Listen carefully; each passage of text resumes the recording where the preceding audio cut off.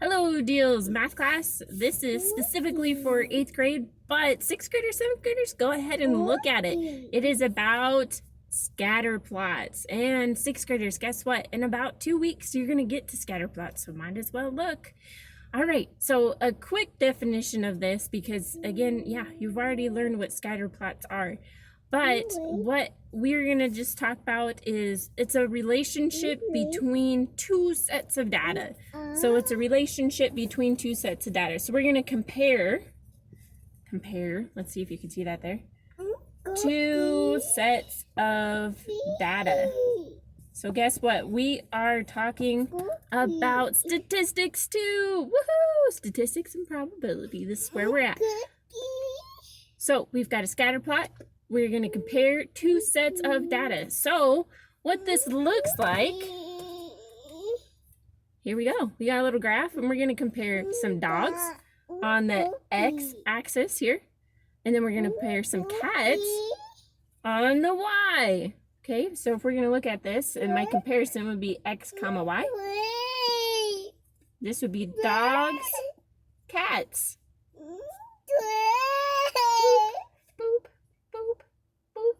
And we might just be taking this data from class, like this person has two cats, or two dogs and one cat. This person has one dog and two cats. I'll talk to you guys later. Hey, you guys, back with some more information about those scatter plots. So this first one that you're going to end up seeing will be with boys and girls. So with this data, this happens a lot. We want to compare boys and girls quite frequently, women and men. So we have the actual one up here. But just as a general review, we've got boys here on the x-axis, and anytime that we're moving on the coordinate plane, we're going to move with the x first, and then we'll move with the y. So if I was given the coordinates of 2, 10, let's say, oops, let me close that out, 2, 10, that means that I would go 2 in the boys and 10 in the girls, which I don't have it on here, so I'm going to go all the way up here. Okay, so then what this is telling me, because boys is on my x-axis, is that I have 2 boys and 10 girls for that specific one.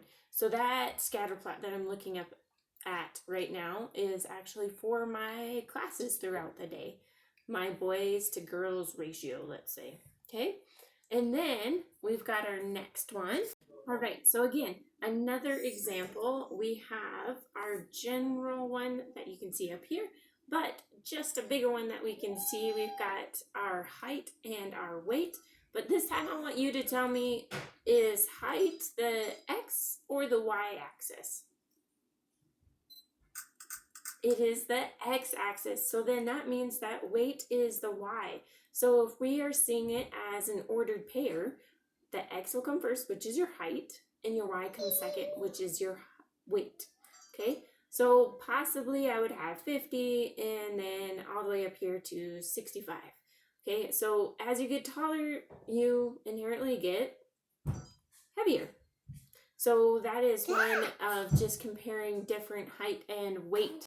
All right, and on this last scatter plot, I am missing my dots in my diagram up above, but we have how many weeks we're out, and then the sales per millions of dollars. So for week 1, I might have $2 million worth of sales, and then 2 weeks goes by, oh man, I had a slow week, so I still only have 2 million worth of sales. The 3rd week goes by, and now I've got $4 million worth of sales, okay? So just like you would read a regular graph, you're going to do the same thing here. You're going to read your X, how many weeks, that's why it's important to label, and then how much your sales would be in your Y, okay? So weeks and sale.